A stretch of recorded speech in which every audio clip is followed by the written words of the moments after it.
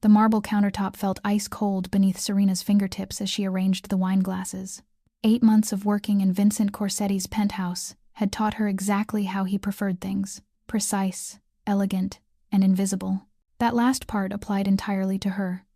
She smoothed down the black uniform dress that all household staff wore and checked her reflection on the polished surface of the refrigerator. Her dark hair was pulled back into a neat bun, not a single strand out of place. Professional, forgettable, exactly how she needed to be in a home like this. The penthouse occupied the entire top floor of a building in Manhattan's financial district, with floor-to-ceiling windows offering views of the city that still took her breath away even after 8 months. Everything here whispered wealth. From the Italian leather sofas, the original paintings she was too afraid to Google the value of, to the sound system that probably cost more than she would make in 5 years. Miss Blackwood, Marcus Webb, head of security, appeared in the kitchen doorway. He was a solid wall of a man in his mid-40s, always polite but with eyes that never stopped assessing. "Mr. Corsetti will have 7 guests tonight. Service starts at 8. Understood." She glanced at the clock. 2 hours to prepare. Marcus hesitated, which was unusual for him. "These are important guests. Stay professional. Stay silent." Something in his tone made her stomach tighten, but she simply nodded. In 8 months, she had learned that Vincent Corsetti did not entertain often. And when he did, the atmosphere in the penthouse changed completely. Security doubled. Staff moved even more carefully than usual. She was not naive about what Vincent did for a living. You could not maintain this level of wealth and power in New York without connections that existed in shadows. But she had also learned that asking questions was the fastest way to lose a job that paid 4 times what she had made anywhere else. A job she desperately needed to keep her 17-year-old brother Ethan alive in that hospital bed, fighting leukemia with every breath he had left. By 7:30, the dining room looked impeccable. She had set the table with the black china Vincent preferred for business dinners, each piece positioned with geometric precision. The wine she had been instructed to serve was a vintage she could not pronounce, each bottle probably worth more than her monthly rent for that crumbling studio apartment in Brooklyn where rats ran freely and the heater had been broken since last winter. The guests began arriving just before 8. She stood near the kitchen entrance, hands clasped in front of her, eyes down. 5 men in dark suits entered first, their conversation stopping abruptly when they crossed the threshold. They moved with the controlled awareness of people accustomed to violence. Then Vincent appeared from his study, and as always, her traitorous heart skipped a beat despite everything she told herself. He was 36, though he carried himself with the authority of someone who held life and death in his hands. Tonight he wore a charcoal suit that emphasized his broad shoulders, his dark hair swept back perfectly, his gray eyes sharp as steel when they swept across the room. He was handsome in a way that felt almost dangerous, all clean lines and controlled power. She had spent 8 months trying not to notice these details, trying not to notice how his jaw tightened when he was thinking, or how his rare smiles transformed his entire face, trying not to notice him at all. The final 2 guests arrived together, and the air in the room shifted completely. The first was an older man, with silver hair and calculating eyes. The second was younger, perhaps 42, with the polished appearance of old European money. His suit was impeccable, his cologne expensive enough that she could smell it from across the room. "Lorenzo," Vincent said, extending his hand to the younger man. "Good to see you, Vincent." Lorenzo Marchetti's accent was distinctly Italian, his smile pleasant but his eyes cold as they scanned the penthouse. "You always did have exquisite taste." She moved forward to take coats and offer drinks, keeping her movements efficient and her gaze neutral. This was the dance she had perfected, present enough to serve, invisible enough to be forgotten. "What can I get you to drink?" she asked the group, her voice professionally modulated. The orders came in a blur. Scotch, bourbon, 1 request for sparkling water. She moved to the bar cart to prepare them, acutely aware of the eyes tracking her every movement. When she returned with plates of seared scallops arranged like artwork, the conversation paused. She served from the left, exactly as she had been trained, starting with the guests and ending with Vincent. His fingers brushed hers as she set his plate down, the briefest contact that sent an unwelcome jolt through her entire body. She stepped back against the wall, hands clasped, ready to refill wine or clear plates. This was her role, attentive but unobtrusive, present but not really there. The conversation resumed, shifting between English and Italian. She kept her expression blank, her posture perfect, even as she understood every single word of the Italian portions. Her grandmother, Nonna Lucia, had raised her speaking both languages after her parents died in that fire when she was 11.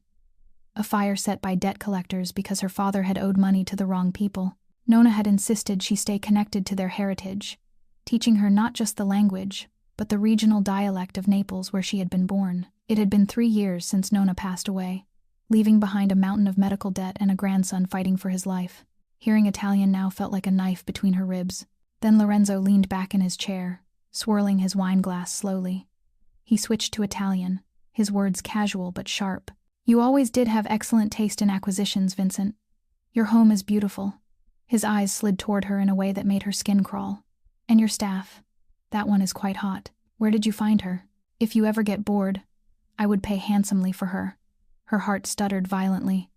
She kept her face carefully blank, but inside alarm bells were screaming. He had said it assuming she would not understand, reducing her to an object to be appraised and purchased. The room went absolutely silent.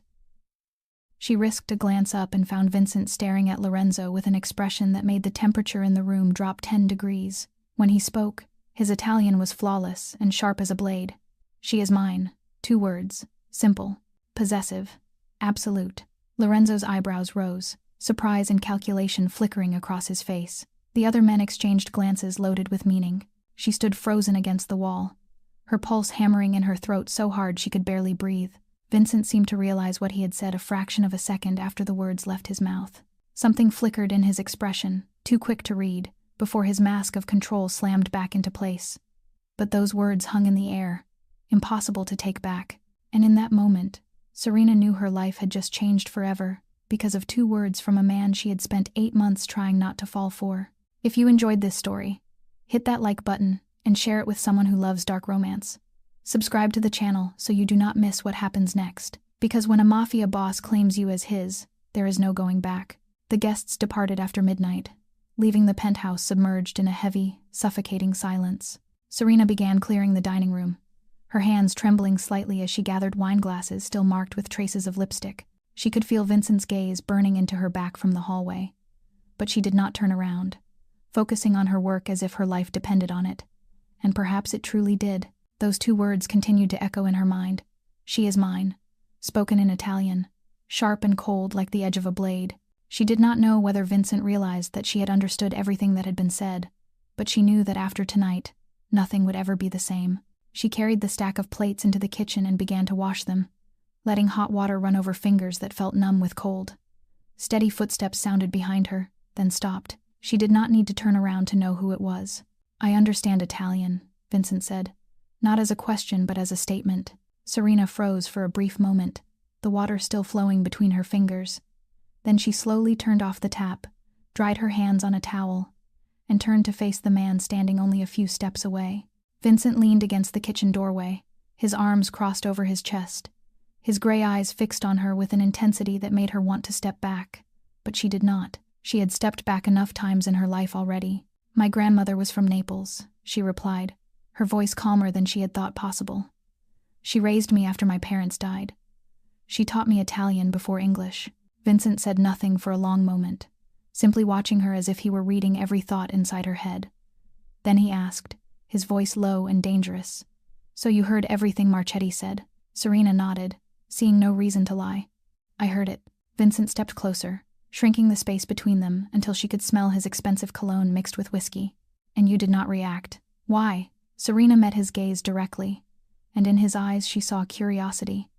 and something else she did not dare to name. "Because I need this job more than I need my pride, Mr. Corsetti. My brother is 17 years old and lying in a hospital bed with leukemia, and I am the only one who can keep him alive. If swallowing humiliation is what it takes, then I will swallow it." The honesty of her words made Vincent pause. She saw something shift in his expression,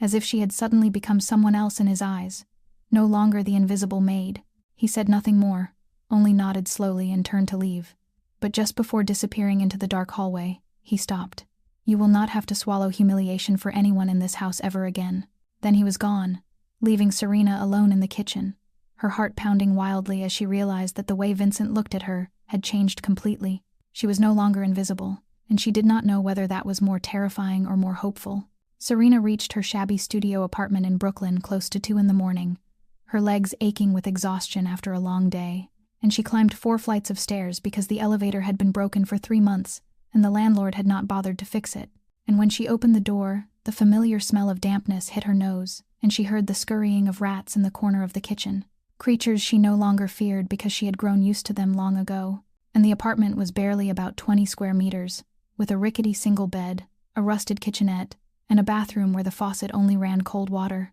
the heater having broken down since last winter, and now it was the middle of November, the cold seeping through every crack of the old windows. So Serena curled up in her thin blanket, still wearing her clothes because it was not warm enough to change into sleepwear, and she closed her eyes but could not sleep as the image of the fire from 13 years earlier flared up in her memory as if it had never died out.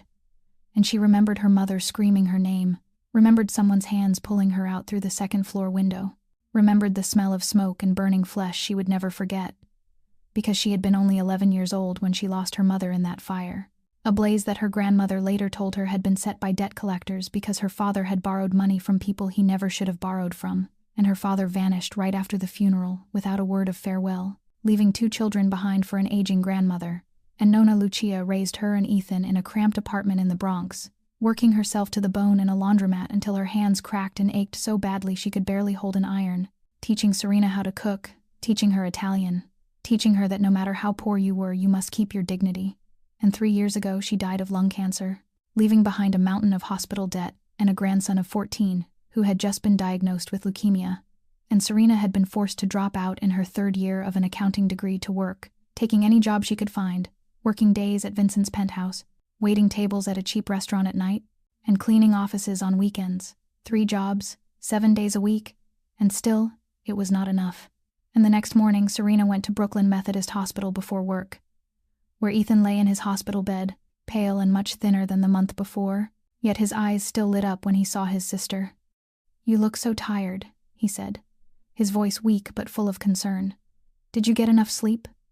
And Serena smiled, hiding the dark circles under her eyes and the skipped breakfast because she had no money left for food until the weekend, telling him she was fine. And Ethan showed her his stack of architectural drawings, sketches of buildings and bridges he spent hours drawing during the long days in the hospital, saying he wanted to study architecture when he got better, his eyes sparkling with hope, saying he would design beautiful houses for her to live in. And Serena held his hand tightly, struggling to hold back her tears as she whispered that she would definitely live in that house, even as she wondered inside whether she would have enough money to keep him alive until that day, because this month's hospital bill was already 2 weeks overdue, and the bone marrow transplant the doctor said was necessary cost nearly $500,000, a number that to Serena felt like a dream forever out of reach. In the days following that fateful dinner, Serena began to realize that something had shifted within the penthouse, because Vincent started appearing more often while she was working, something that had rarely happened before, stepping into the kitchen while she prepared lunch, or pausing in the hallway as she cleaned, and short questions began to surface. No longer the dry commands of an employer to an employee, asking whether she had slept enough one morning when he saw her cover her mouth as she yawned, asking whether she had eaten yet at midday when she declined the leftover food the chef offered. Small questions that Serena did not know how to answer, because no one had asked her such things since her grandmother passed away, so she tried to keep a professional distance, replying briefly and lowering her head to avoid his gaze. Yet she realized she was waiting for those moments, her heart beating faster each time she heard his footsteps echo across the marble floor, telling herself it was madness, that he was a mafia boss, a man belonging to a dark world she should never touch,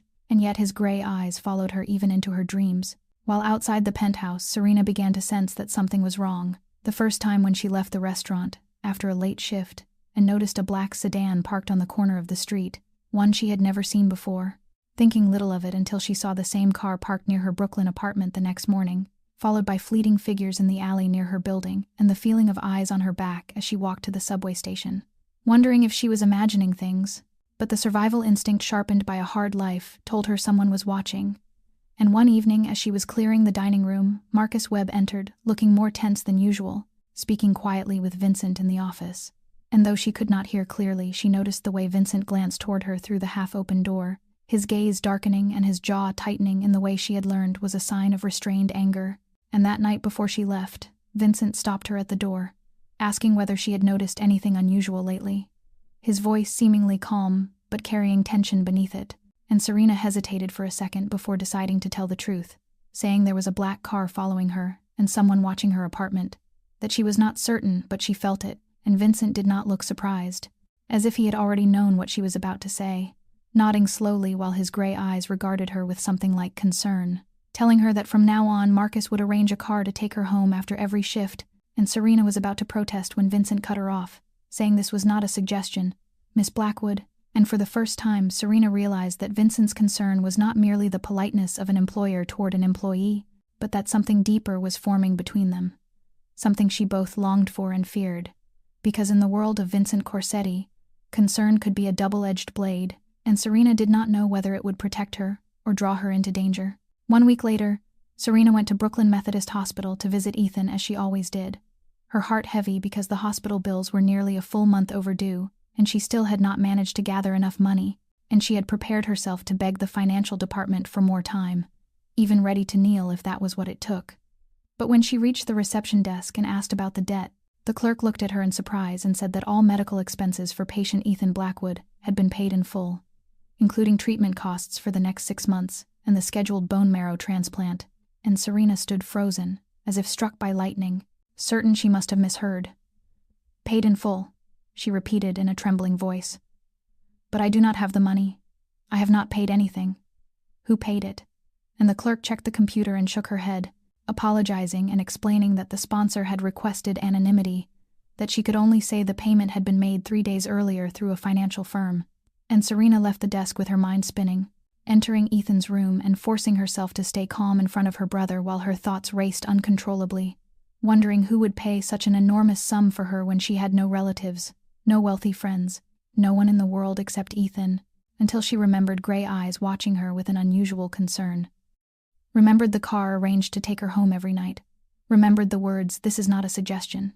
And she told herself it was impossible, refusing to believe it. Yet on her way to the penthouse she stopped to ask Marcus before starting work, addressing him calmly and asking whether he knew who had paid her brother's hospital bills. And Marcus looked at her for a long moment, his expression unchanged like a stone wall, telling her he had no authority to disclose that information, and that she should speak with Mr. Corsetti. And that answer confirmed every suspicion Serena had, sending heat rushing to her face, anger mixed with confusion and something else she did not want to name, so she did not bother to knock, but pushed open Vincent's office door, breaking every rule she had followed without question for 8 months. And Vincent looked up from his paperwork, gray eyes lifting slightly in surprise but not in anger,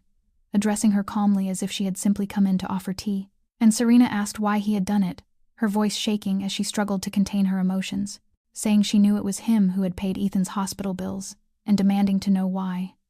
And Vincent set his pen down and leaned back in his chair, studying her with an unreadable expression, asking what she was talking about, telling her not to pretend as she stepped closer to his desk with her hands clenched into fists, saying it was nearly $500,000 and asking whether he thought she would not know, insisting she did not need charity and was not a beggar. And Vincent rose slowly, walked around the desk, and stopped in front of her, so close she had to tilt her head up to meet his gaze, telling her in a low and steady voice that it was not charity but an investment in a capable employee, that she worked better when she was not worried about money, and that he needed her focused. And Serena knew it was a lie,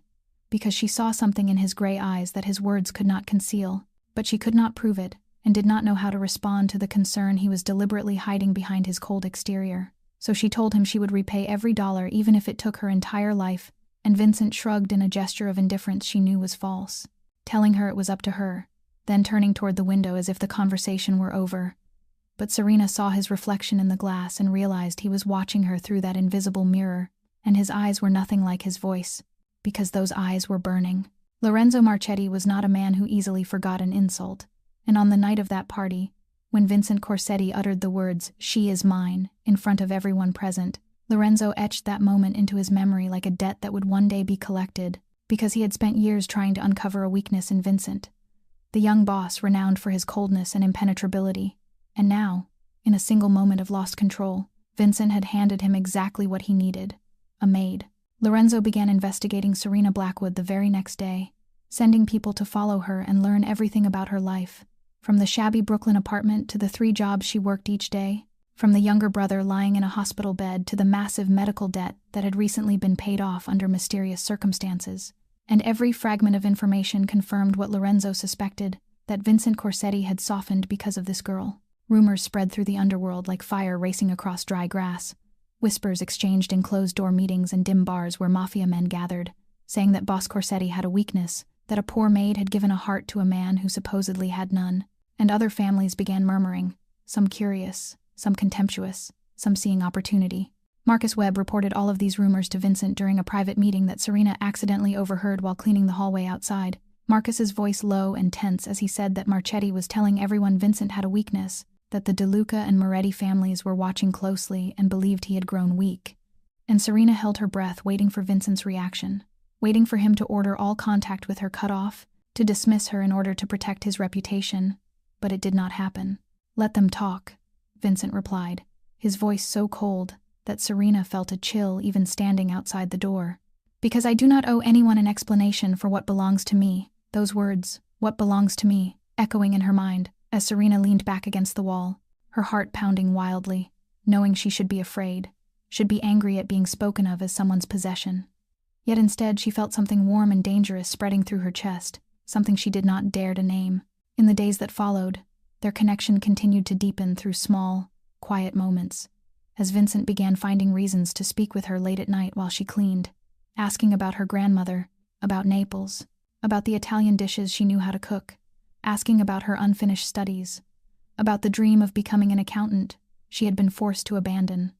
asking about Ethan, about his architectural drawings, about how he remained hopeful while fighting such a brutal illness. And Serena found herself telling him everything, sharing things she had not spoken aloud to anyone since her grandmother died, speaking of her fear of losing Ethan, of sleepless nights filled with worry, of a loneliness so deep it stole her breath, while Vincent listened without judgment and without pity, simply listening with gray eyes that held something Serena was afraid to look at for too long, because she knew she was stepping into dangerous territory. Yet she could not stop. And somewhere in the shadows, Lorenzo Marchetti was watching and waiting for the right moment to strike. That night, Serena left the restaurant after a late shift close to 11 in the evening, and the car Marcus usually arranged to take her home was nowhere to be seen, likely because she had sent a message saying she would go home on her own that night, because she wanted to walk and clear her head, needing time alone to think about what was happening between her and Vincent, about the late-night conversations that were pulling her deeper and deeper into his orbit. And the alley near her Brooklyn apartment was a shortcut she had taken every day, dark and narrow but saving her 10 minutes of walking, a path she had passed through hundreds of times without trouble. But tonight was different, because two figures stepped out from the shadows when she was halfway down the alley, blocking her path both in front and behind. And Serena stopped short as her heart began to race, immediately recognizing professionals from the way they moved, from their black suits and the trained coldness in their eyes. And Miss Blackwood, the man in front, spoke, his voice terrifyingly gentle. "Mr. Marchetti sends his regards," and Serena's heart sank as she realized she had known this moment would come but had not expected it so soon. While the man stepped closer and handed her a thick envelope, and when she opened it, she saw neatly stacked bundles of cash, more money than she earned in an entire year of exhausting work. "And Mr. Marchetti has a generous offer for you," the man continued, saying she only needed to provide a few small pieces of information about Mr. Corsetti, his schedule, important meetings, who visited the penthouse, any weaknesses she might have observed, nothing too difficult for someone as intelligent as she was. And Serena looked down at the envelope of money in her hand, then back up at the man, and asked what would happen if she refused, and the second man behind her stepped closer, his hot breath brushing the back of her neck as he said that Mr. Marchetti was very generous with those who cooperated, but that he did not like being refused, adding that her brother was in the hospital, was he not, and that it would be a shame if anything happened to him, or to her. And Serena felt the blood in her veins turn to ice as she thought of Ethan lying in his hospital bed, weak and unable to protect himself, thought of everything she had sacrificed to keep him alive, and then she thought of Vincent, of gray eyes watching her through reflected glass, of the way he had said what belongs to me without hesitation, and she dropped the envelope of money onto the ground at the man's feet and told him to tell Marchetti that she was not for sale, not to him and not to anyone, her voice trembling but firm. And then she ran, running faster than she ever had before, her heart pounding as if it would burst, her feet stumbling over the uneven pavement, not knowing whether they were chasing her, and only knowing she had to run until she reached the lights of the main street and the presence of other people. And she did not return to her Brooklyn apartment that night, instead taking a taxi straight to the penthouse, the one place a part of her knew she could feel safe. And when she appeared at the door at midnight, pale and shaking, Vincent opened it only seconds after she rang the bell,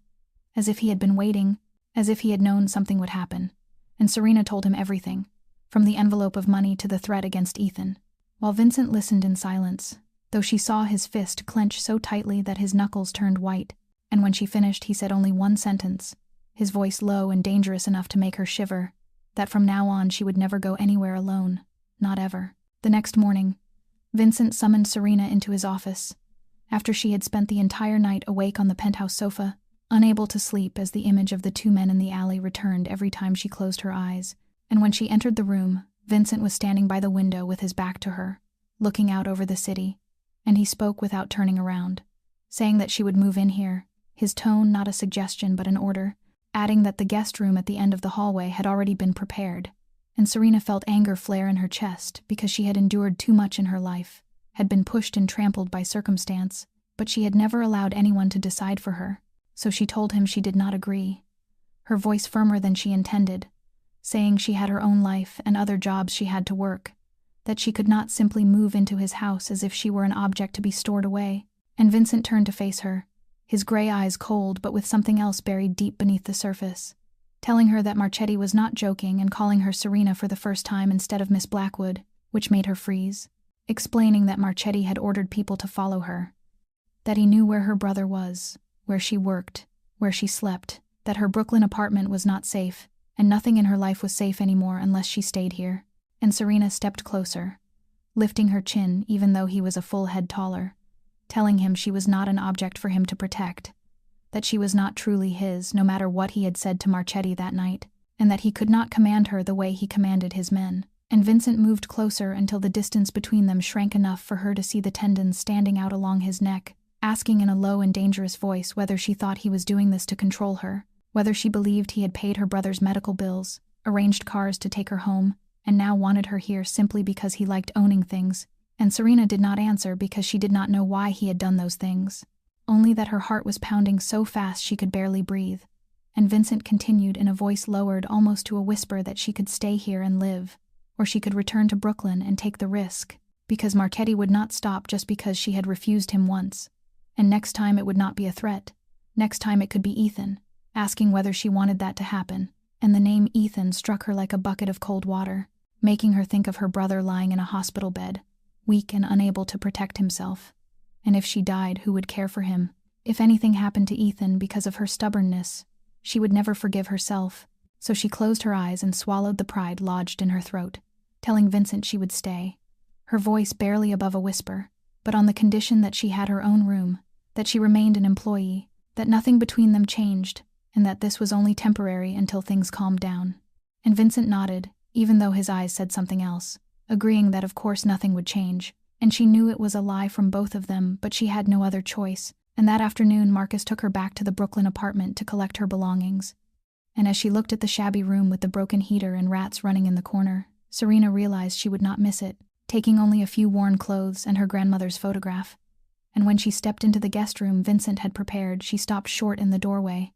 because the room was larger than her entire old apartment, with a king-sized bed dressed in white silk sheets, a walnut wardrobe, and a private bathroom with a marble tub, and she felt as if she had stepped into another world, one she did not belong to. Yet as she looked out the window at the glittering lights of Manhattan below, she wondered whether she was stepping into Vincent's world or falling into a trap with no escape. In the first days of living in the penthouse, Serena tried to keep her distance as she had promised, waking early, working all day,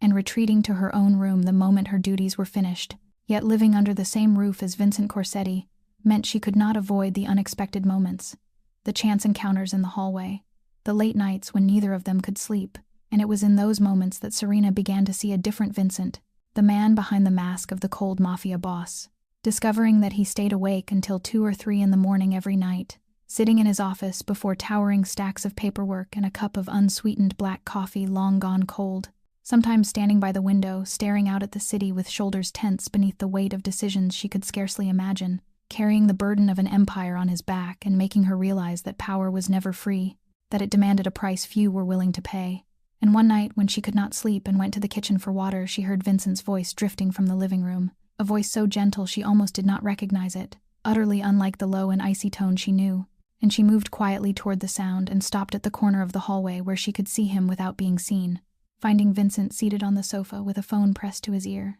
and smiling, a soft and natural smile that completely dissolved the hardness of his face. As he spoke in Italian, calling his mother and asking about her garden, whether the tomatoes had ripened yet, and though Serena could not hear the reply on the other end, she saw the way Vincent leaned his head back and laughed softly at something the woman said, asking about her health, about the neighbors in Arizona, about the cat she had recently adopted, his voice carrying a tenderness Serena had never heard in anyone, least of all in a man who could order death without blinking. And when he ended the call and turned around, he saw her standing there, and for the first time, Serena saw Vincent Corsetti look embarrassed, explaining unnecessarily that it was his mother, that she lived in Arizona and had left New York after his father died, because she wanted to stay away from all of this. And Serena nodded, stepped into the living room, and sat in the chair across from him, not knowing what compelled her to do so, perhaps the smile she had just seen, perhaps the softness in his voice when he spoke to his mother, and she said that he loved his mother very much, not as a question but as a statement, and Vincent studied her for a long moment, his gray eyes softer than usual in the dim light, before answering that she was the only person who had never looked at him like a monster, that to the world he was Vincent Corsetti, the heartless boss, but to her he was only a son who needed to call more often and eat properly. And Serena smiled, truly smiled for the first time in front of him, saying that her grandmother had been the same, that to the world she was a poor orphan girl, but to her grandmother she was a granddaughter who needed to learn how to cook pasta properly and stop working herself to exhaustion. And they sat in silence for a while. Not an uncomfortable silence, but the quiet of two people understanding each other more than they had expected. And on the table beside Vincent, Serena noticed the open book, a work of philosophy by Marcus Aurelius, and she realized that behind the ruthless mafia boss was a lonely man who read philosophy at 3 a.m. and called his mother every week. And that realization was more dangerous than anything else, because it made her begin to see him as a human being rather than a symbol of power she should keep her distance from. That night arrived without any warning at all, and Serena had been asleep for barely 2 hours when the shrill ring of her phone tore through the silence of the room, her eyes flying open in panic, her heart already racing even before she saw the caller's name. Brooklyn Methodist Hospital, 2:17 in the morning, and her hand shook so badly she almost could not press the button to answer. And when the nurse's voice came through, it was urgent and strained, as she said that her brother was experiencing acute respiratory failure, that they were performing emergency measures, but Serena needed to come immediately, begging her to come right away. And in that instant, Serena's world collapsed, because she did not remember whether she ended the call or what she put on. She only knew she was running out of the room barefoot with her heart in pieces, racing down the hallway until she slammed into something solid, not a wall, but Vincent, who was still awake, still wearing a rumpled white shirt, and heading back from his office, and his hands caught her shoulders to keep her from falling. And when he saw her face, pale and streaked with tears and so panicked she could not form words, he did not ask a single question, and she whispered only one word before her throat closed completely.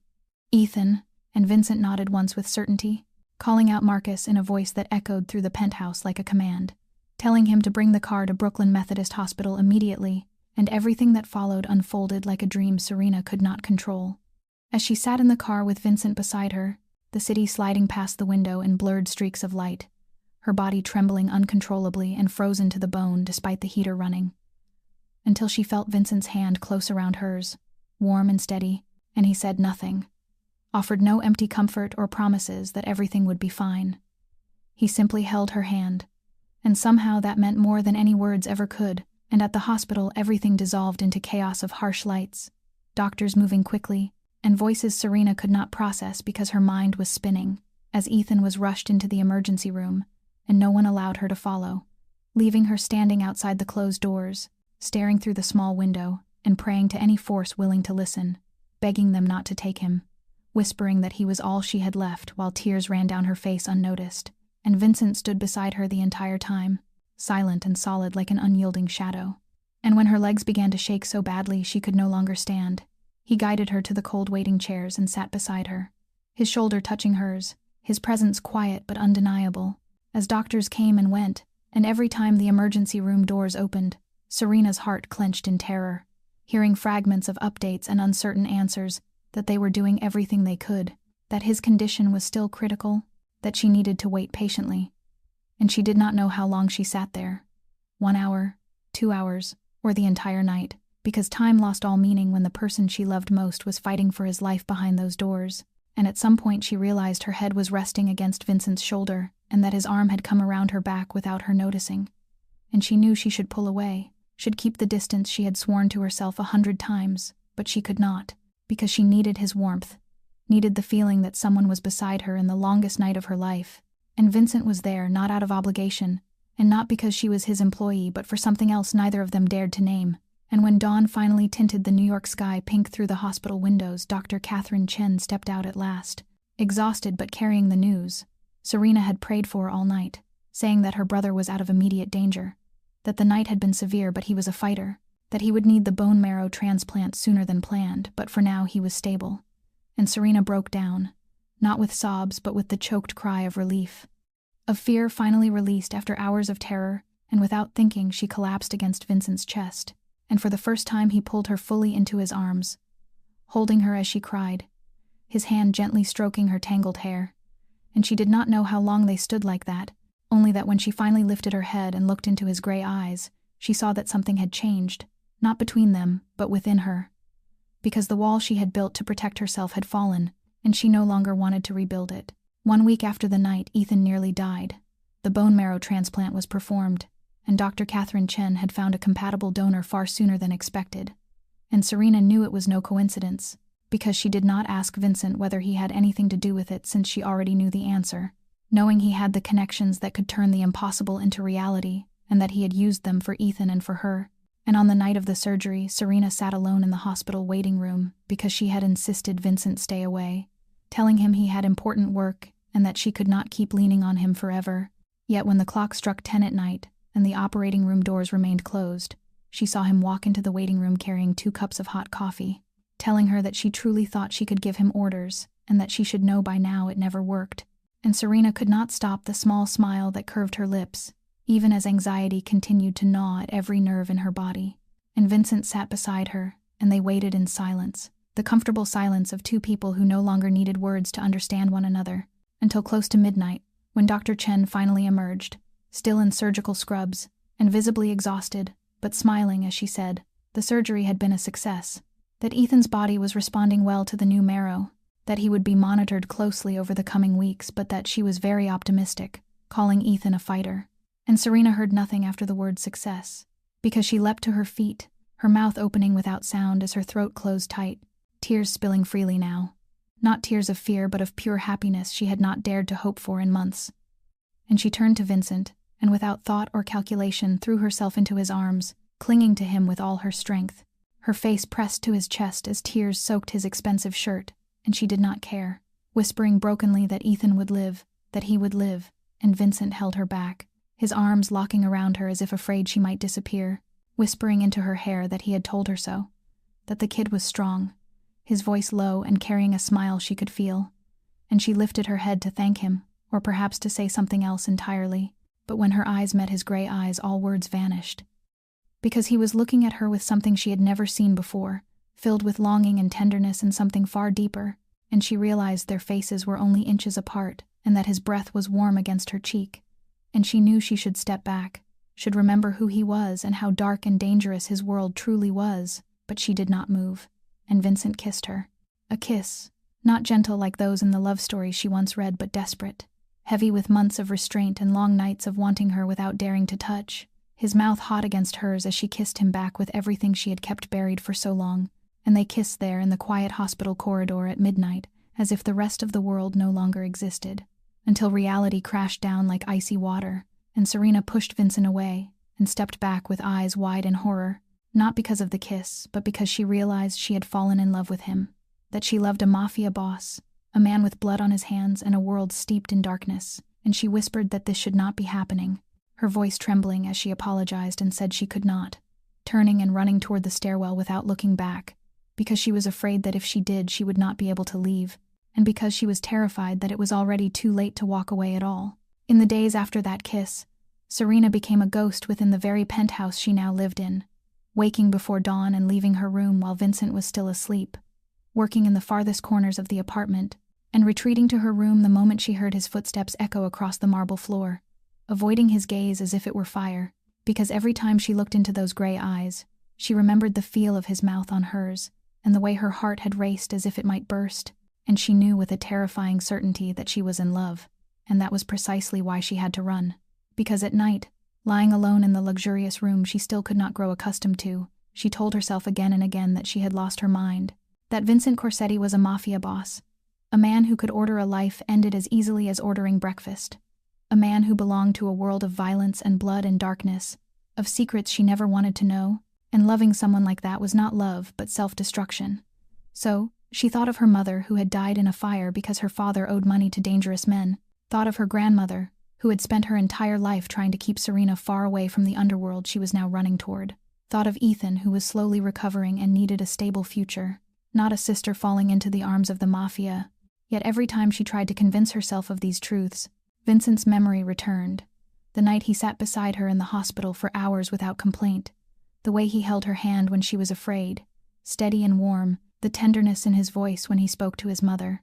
the philosophy book on his night table, the way he asked whether she had eaten with genuine concern in his eyes, and she remembered the man behind the cold mask, the man perhaps no one else in the world ever saw but she had, and Vincent did not pressure her, he did not seek her out, did not demand explanations, did not try to speak of that kiss. He gave her space, and yet somehow his presence was everywhere, because one morning a book she had once mentioned wanting to read appeared on the table in her room. One afternoon Marcus informed her that a car was always ready to take her to see Ethan whenever she wished. One evening she found a plate of food set out on the kitchen table with a handwritten note saying she needed to eat properly, and with a tremor in her chest, Serena realized that he was waiting, that Vincent Corsetti, a man accustomed to giving orders and being obeyed, was waiting for her to come to him in her own way, and that frightened her more than if he had forced her, because this patience and this quiet care proved that what she felt in him was real, that behind the Mafia boss was a man with a heart, and that heart was turned toward her, and standing before the bathroom mirror, staring at the dark circles beneath her eyes and her hollowed face after so many sleepless nights, Serena knew she could not keep running forever, yet she did not know how to stop and face what was happening in her heart, because she loved him, and that love might very well destroy her. 1 week later, when Serena went to the hospital to visit Ethan as she always did, she did not expect the past she had tried so desperately to bury to catch up with her in the most brutal way, because the moment she stepped out of the hospital gates, a familiar black sedan pulled up to the curb and the rear door opened, and Lorenzo Marchetti stepped out with a polite smile, as if they were old acquaintances meeting by chance on the street, addressing her softly in a tone that was frighteningly gentle as he said he thought they should talk, just the two of them. And Serena wanted to run, but her feet felt nailed to the ground when she saw the two large men standing behind him, blocking every possible escape, knowing that screaming or resisting would only make things worse, especially since they were standing right outside the hospital where Ethan lay inside, and she did not dare imagine what Lorenzo might do to her brother if she refused to cooperate. And Lorenzo calmly suggested they talk at the small cafe across the street, pointing it out and assuring her it was public and crowded, and that she would be perfectly safe, saying he only wished to share a few interesting pieces of information he thought she would want to know. And Serena had no choice but to nod and follow him, sitting at a table by the window where she could see the busy street outside, as Lorenzo ordered 2 espressos and waited until the server left before speaking, asking whether she knew why he was interested in her, saying it was not because Vincent Corsetti had foolishly declared her to be his, but because of her last name, Blackwood, which stirred old memories. And Serena felt the blood in her veins slow as he continued, mentioning Michael Blackwood, her father, in the same casual tone one might use to read a weather report, calling him a pathetic gambler buried under massive debt, explaining that 16 years earlier he had borrowed money from the Marchetti family to cover his gambling losses and then tried to run without repaying it, foolish enough to think he could deceive them. And Serena's heart pounded so violently she felt nauseous, because her grandmother had never told her the details, only that her father had made a terrible mistake and paid the price. And Serena had always believed he died in the fire along with her mother, until Lorenzo looked at her with cold eyes and said that the house fire that year had been set by his men, not with the intention to kill anyone but merely as a warning, though things had spiraled out of control and her mother had not been so lucky, and Serena's world shattered piece by piece, as a ringing filled her ears and the room seemed to spin, because the men who worked for Lorenzo had killed her mother, not by accident or fate but as punishment for her father's debt. And then Lorenzo leaned forward and lowered his voice as if sharing a secret, saying that her father had not died in that fire at all, that he had escaped before the flames took hold, abandoning his wife and 2 small children to save himself, and that he was still alive somewhere out there, And Serena whispered no, her voice barely more than ragged breath, unable to accept it, while Lorenzo continued mercilessly that her father had left them there to die, calling him a wonderful father with bitter irony, and then added that now Serena was in love with a man who belonged to the very world that had killed her mother, saying that Corsetti and Marchetti were simply two sides of the same coin, that Vincent's hands were stained with blood no less than his own. Asking whether she truly believed Vincent was clean or different, and Serena shot to her feet as the chair crashed to the floor, unable to speak or think clearly, knowing only that she had to get away from the words tearing her apart from the inside, and she ran out of the cafe and into the street without knowing where she was going, aware only that the world she thought she understood had completely collapsed because her mother had been murdered. Her father was a coward who abandoned his family, and Vincent, the man she loved despite all her efforts to deny it, belonged to the very world that had taken her mother from her, and she did not know how she would ever face him after learning all of this. Serena stormed back into the penthouse like a force of nature, pushing open the door to Vincent's office without knocking, not caring that Marcus was standing just outside or how many rules she was breaking, because rage and pain were burning her from the inside, and she needed answers. She needed the truth. And Vincent looked up from the stack of papers, his gray eyes narrowing when he saw her face, rising at once and moving toward her with clear concern, asking what had happened, but Serena shouted back that he dared to say her name as if he cared, her voice cracking under the weight of it all, accusing him of knowing everything from the beginning, about the fire, about her father, about Marchetti,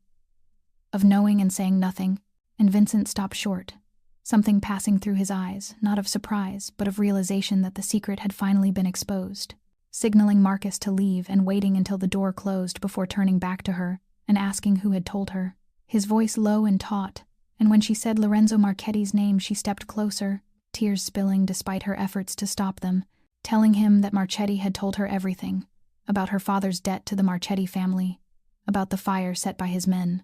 about her mother being killed, about her father still being alive and having fled while his wife and children burned, her voice breaking as she demanded to know how long Vincent had known, and Vincent closed his eyes for a brief moment, as if gathering strength, admitting that he had known before he ever hired her, that he investigated all employees, that he knew about the fire, the debt,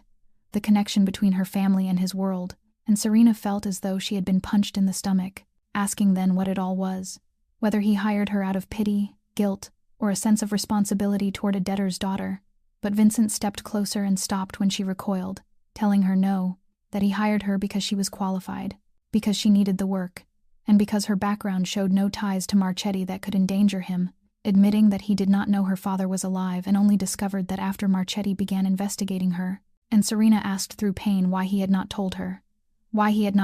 who killed her mother, when he knew about the fire and Marchetti. And Vincent looked at her for a long moment, his gray eyes filled with something like grief, saying he wanted her to come to him for who he was, not because he could help her seek revenge or find her father, that he wanted her to see him, not use him as a means to an end, confessing after a breath that he was selfish, that for the first time in his life he wanted someone beside him, not for power or money or what he could provide, but because they chose him, because they wanted him. And Serena stood there with tears streaming down her face, her heart breaking in more ways than one, angry at his deception, shattered by what Lorenzo had revealed, and lost because even now, even knowing he had hidden the truth from her, she could not stop loving him, whispering that she did not know what she was supposed to feel, whether she should forgive him or hate him, only that she needed time, needed to think. And Vincent nodded without trying to touch her or stop her, telling her he would wait, however long it took. And as Serena turned and walked out of the office, Vincent's voice stopped her just before the door closed, telling her there was one thing she needed to know, that whatever her past with Marchetti was, he was not him, that he was not the man who killed her mother and would never hurt her. And she paused for a moment without turning back, then kept walking, knowing she needed time to decide whether she could believe him. Serena could not sleep that night, lying on her bed, staring up at the ceiling in the darkness, as her mind spun with what Lorenzo had revealed and what Vincent had confessed, knowing she needed more, needed to understand who the man she had fallen in love with truly was before she could make any decision at all. And close to 2 a.m. she rose and walked toward Vincent's office, where she knew he was still awake, warm yellow light spilling through the cracked door and the faint sound of a glass being set down on a table reaching her ears, and she knocked lightly before stepping inside without waiting for an answer, to find Vincent seated on the sofa by the window with a glass of whiskey in his hand, the city lights glittering behind him like millions of fallen stars, and he did not look surprised to see her as if he had known she would come, saying quietly that she could not sleep,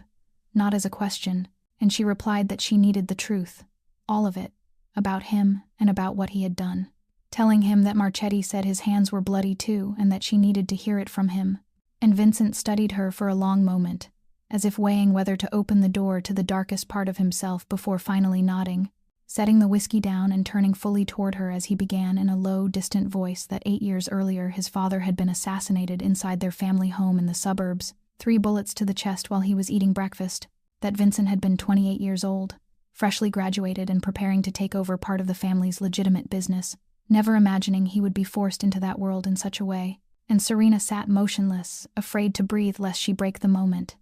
as Vincent continued that the man who ordered his father's murder was his own uncle, his father's brother, who wanted control of the Corsetti family, and believed that with his father gone it would be easy to push aside a young nephew, asking if she could imagine being betrayed by one's own blood. And Serena thought of her father abandoning her and Ethan to save himself, and realized she understood that feeling more than Vincent knew.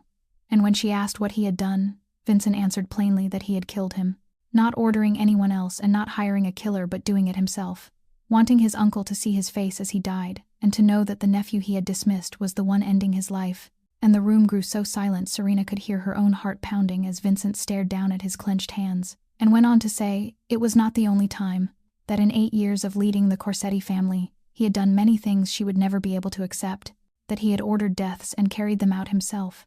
that there was more blood on his hands than he could count, that he was not clean, and never could be, lifting his eyes to hers with a pain and honesty that stole her breath as he said he had killed people. More than one, that he was exactly what she should run from, the darkness her mother had died because of even if not by his hand, and that if she were smart she would leave and never look back. And Serena felt tears slide down her cheeks, but did not wipe them away, searching his eyes for something to tell her what to do next, until he spoke again with a slight tremor, as if these words were harder than any confession of murder, telling her that with her he wanted to be better, that he did not know how but wanted to try, that he did not deserve her yet could not let her go, not because he owned her but because for the first time in his life he was afraid of losing someone. And Serena looked at him and saw the man behind the Mafia boss, saw the truth in his gray eyes, and for the first time she did not know whether she should stay or run. Serena did not leave that night, nor did she say that she forgave or accepted what Vincent had confessed. She only nodded, stood up, and returned to her room with a heart weighed down by thoughts she could not yet untangle, needing time that Vincent gave her. And 2 days passed in a tense silence in which Serena continued to work and remain in the penthouse while she and Vincent barely spoke, though she could feel his gaze following her and sense the patience mixed with worry in the way he watched her from a distance, waiting, while she still did not know what her answer would be. And on the 3rd night, Serena decided to visit Ethan at the hospital later than usual because she needed to see her brother, needed to be reminded of why she had endured everything from the beginning, and knowing Marcus would never allow her to leave without a full security detail. Yet her phone had buzzed moments ago with a text message, seemingly from Dr. Chen, saying Ethan had collapsed, and she needed to come alone immediately if she wanted to see him, and panic overrode all caution, as she made a decision that would become the greatest mistake of her life, slipping out through the kitchen service elevator she knew from her days as a maid, running blindly into the night driven by the terror of losing her brother, because the moment she stepped into the hallway leading to Ethan's room, everything happened too fast for her to react. A hand clamped tightly over her mouth from behind, the sharp smell of chloroform flooding her senses, and the world collapsing into darkness before she could scream. And when Serena woke, she was lying on an icy concrete floor in a dark basement, her hands bound behind her back with rope pulled so tight that her wrists were bleeding, her head throbbing as if struck by a hammer. And as her eyes adjusted to the darkness, and she realized where she was, her heart nearly stopped, because this was not a hospital, this was hell. And then she heard it, the sound of anguished screaming coming from the room next door. A voice she recognized instantly. Ethan, her brother, the child who had just undergone a bone marrow transplant, screaming in pain somewhere nearby. And Serena tried to cry out, but her throat was dry, and only a weak rasp escaped, struggling against the ropes only to feel them bite deeper into her skin as tears streamed down her face, with each scream of Ethan's echoing like a blade cutting into her heart, until the basement door opened, and harsh light forced her to squeeze her eyes shut. And when she opened them again, Lorenzo Marchetti stood before her with a smile as cold and poisonous as a serpent, addressing her with revolting politeness and apologizing for the rough welcome, explaining that she had refused his offer, and he was not accustomed to being refused.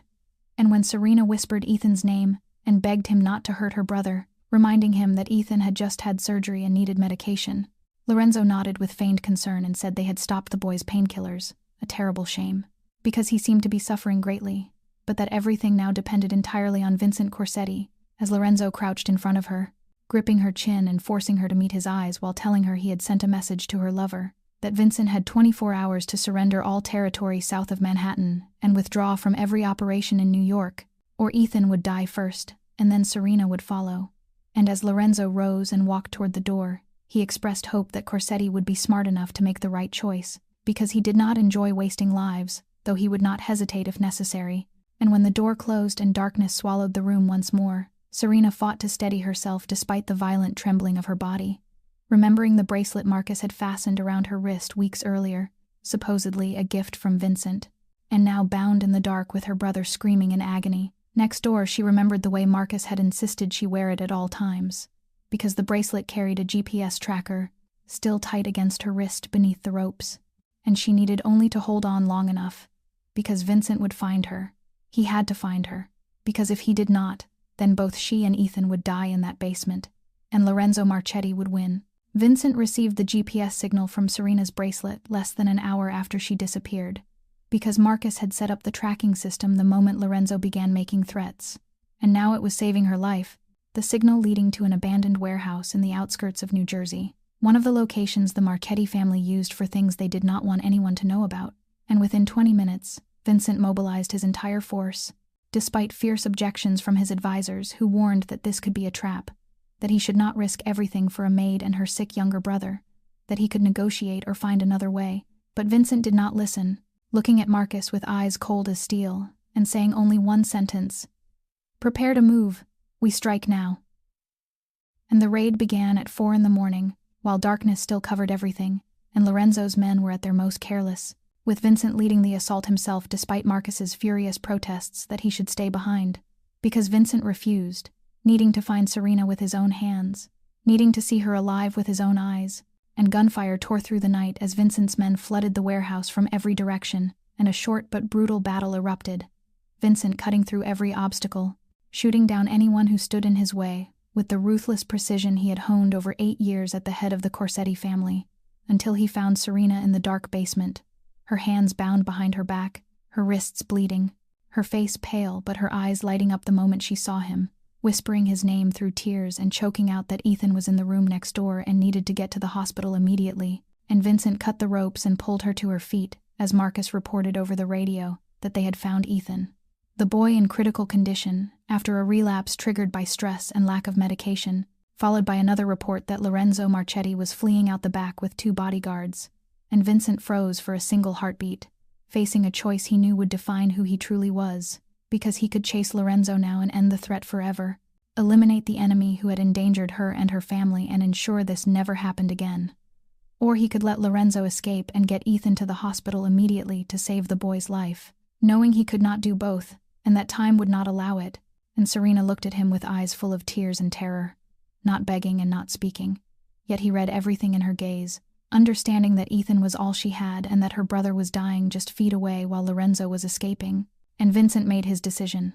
ordering over the radio without hesitation to let Lorenzo go, and get the boy into the car immediately, to Brooklyn Methodist Hospital as fast as possible. And Serena stared at him in disbelief, realizing he had just let his greatest enemy escape to save her brother,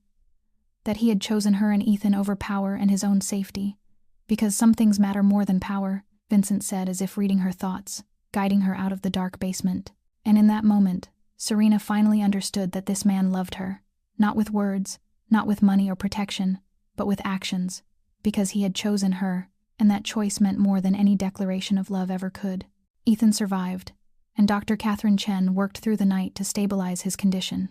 announcing the following morning that he was out of immediate danger, that his body was responding well to the medication, and that although he would need more time to recover, he would be all right. And Serena sat by Ethan's bedside for 2 full days without leaving for even a moment,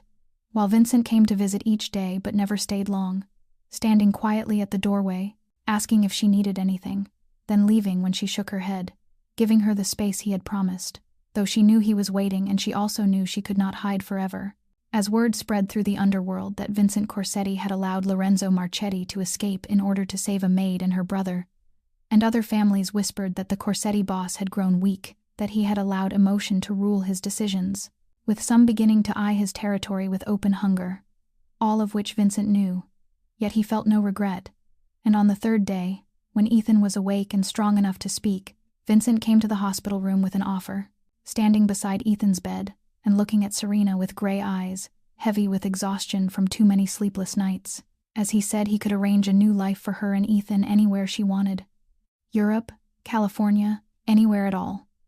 With new identities, enough money that she would never need to work again, and lifelong security, explaining that although Marchetti had fled New York, he still held influence, and that she and Ethan would be safer if they no longer had any connection to him. And Serena looked at Vincent and understood exactly what he was doing, that he was giving her an escape, placing her safety above his own desires, willing to let her go even if it would destroy him. And in that moment she knew she was not going anywhere. And Ethan spoke up in a weak but determined voice, asking to speak to his sister, and telling Mr. Corsetti he thought he should step outside for a moment. And Vincent studied the boy before nodding and leaving the room. And once the door closed, Ethan took Serena's hand and asked her directly whether she loved him, his eyes far older than his years. And Serena did not answer because her silence was answer enough. And Ethan told her she had spent her whole life running, from poverty, from the past, from pain, and that she should not run from this, reminding her that Vincent had saved him, that he had let his enemy escape to save a boy like him, asking how many people in the world would make that choice, and Serena cried. For what Lorenzo had done to them, for the terror of nearly losing her brother, and for the love she had tried to deny for far too long. And then she wiped her tears, kissed Ethan's forehead, and stepped out into the hallway where Vincent stood with his back against the wall and his head bowed,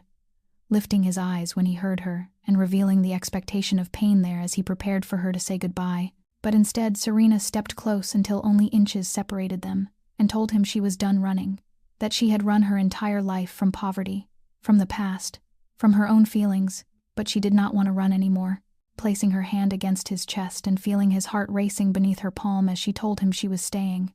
that she chose him. And then she kissed him, not the desperate kiss of before, and not a kiss she would flee from afterward, but a kiss of choice and commitment and love she no longer wished to hide. And this time she did not run away at all. 1 year passed like a dream. Serena had never dared to dream. As she completed her accounting degree at the university she had been forced to abandon 4 years earlier, with Vincent's support but through her own effort, and she took charge of the finances for the charitable foundation Vincent established to help families with loved ones suffering from critical illnesses, a foundation named Lucia, after her grandmother, while Ethan made a full recovery and began his first year studying architecture at Columbia, his eyes lighting up whenever he spoke about the buildings he would one day design. And although Lorenzo Marchetti had not yet been found, his influence had weakened significantly, as many allies turned their backs on him, and Vincent consolidated his position, proving that compassion was not weakness, until one September morning, Vincent announced they would take a 1-week trip to Italy, which Serena accepted without suspicion, thinking it was simply a holiday after a turbulent year. But when the plane landed and she realized they were on the Amalfi Coast, her heart tightened, because her grandmother had been born in Positano, a small village clinging to cliffs above the Mediterranean Sea, a place her grandmother had told her hundreds of stories about, of sunsets turning the water to gold, of lemon blossoms and salty air, of the small house where she grew up before emigrating to America, a place Serena had never thought she would see until now. Realizing Vincent had brought her to her grandmother's homeland, and they spent the week exploring the Amalfi Coast, walking narrow, winding roads, eating fresh pasta and drinking local wine, watching sunsets from tiny cafes perched above the sea,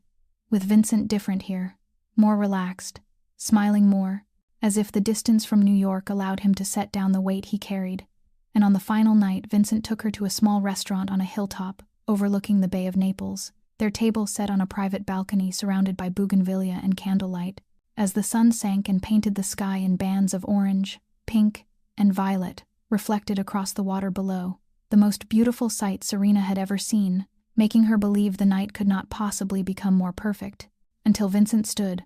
walked around the table, and knelt before her, stopping her heart, drawing out a black velvet box and opening it to reveal a deep blue sapphire ring, the color of her eyes, of the Amalfi sky at sunset, of the dream they were living, and Vincent spoke in a low voice, trembling in a way she had never heard before, saying that a year earlier he had declared she was his before Lorenzo, without understanding why. And now he did, because part of him had recognized her importance in that moment, before he knew her real name, before he knew she understood Italian, before he knew she would change his life completely, pausing to breathe before admitting he was not perfect and might never be entirely clean, but promising to strive every day to be worthy of her, to protect her, love her, and choose her above everything else as he had and always would, looking into her eyes with love and hope and asking if she would truly be his and he hers forever.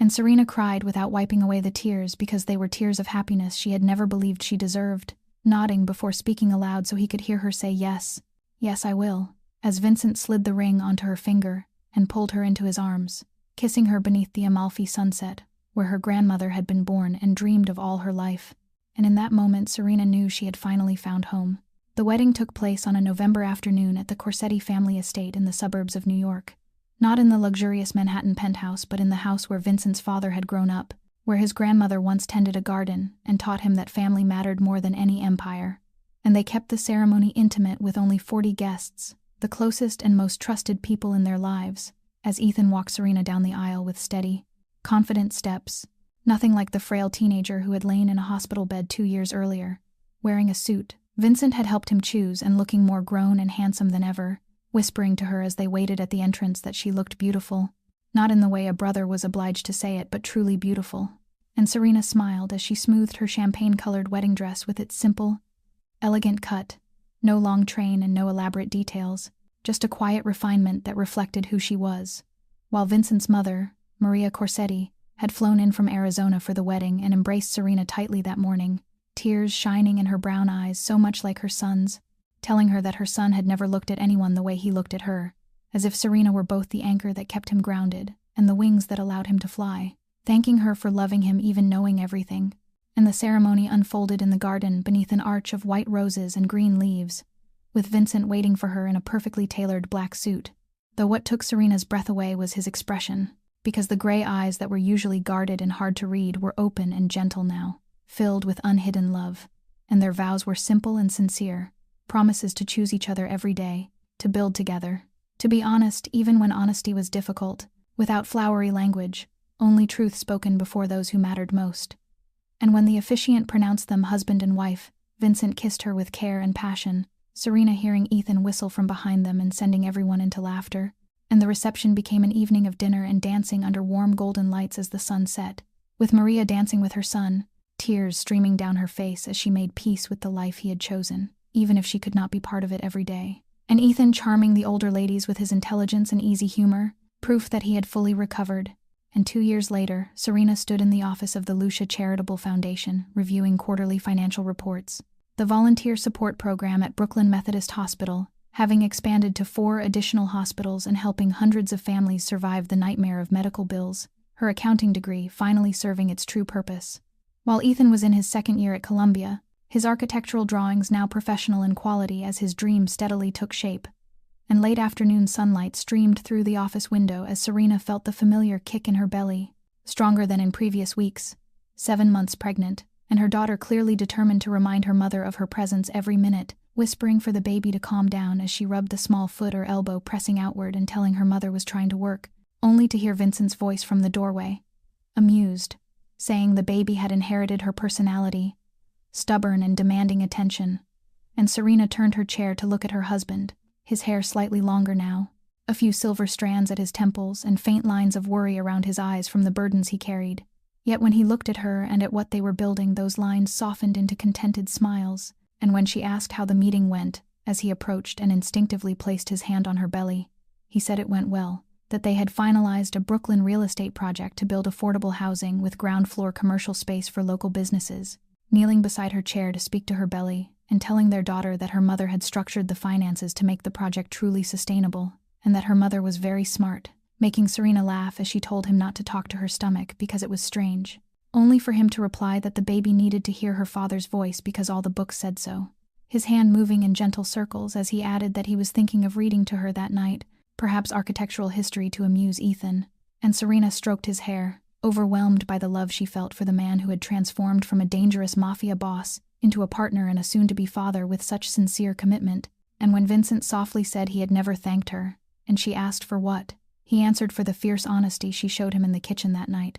for being exactly who she was in that moment, because that act of bravery had started everything, revealing something he had not yet admitted to himself, and leading them here. And he looked around, encompassing not just the office, but everything they had built. The foundation helping thousands, Ethan thriving, Serena, their daughter, and tears filled Serena's eyes without her caring, because these were tears of joy and fulfillment, and a love she had never believed she deserved. And when Vincent repeated softly to her belly that she was his, echoing the fateful words from that night long ago, Serena smiled and replied that she was his, but that he was hers too, forever. And as Vincent kissed her, Serena knew that from the ashes of the past, from tragedy and loss, from darkness and danger, they had built something worthy. Not a perfect fairy tale, but a real life with scars and hard choices, and also with love and hope, because Vincent had transitioned 60% of his operations to legitimate business with plans to increase that to 80% within the next 2 years, building a legacy their daughter could be proud of. Not an empire rooted in shadows, but a future founded on redemption and change. And that was the most beautiful thing Serena had ever witnessed. A story that teaches us the past does not define the future, that people can change when they find a reason strong enough to change, that true love is not possession but a choice made every day, and that no matter where we come from or how many wounds we carry, we all deserve love and can rebuild our lives from the ashes. And if you enjoyed this story, please press like and share it with those who love romantic stories. Do not forget to subscribe to our channel so you do not miss our daily videos. Tell us how you feel about Serena and Vincent's story, and whether you believe people can truly change for love. Share your thoughts in the comments, because we would love to hear what is in your heart. Thank you for watching until the very end, and we wish you good health, a joyful life, and peace in every day ahead. Goodbye and see you again in the next video.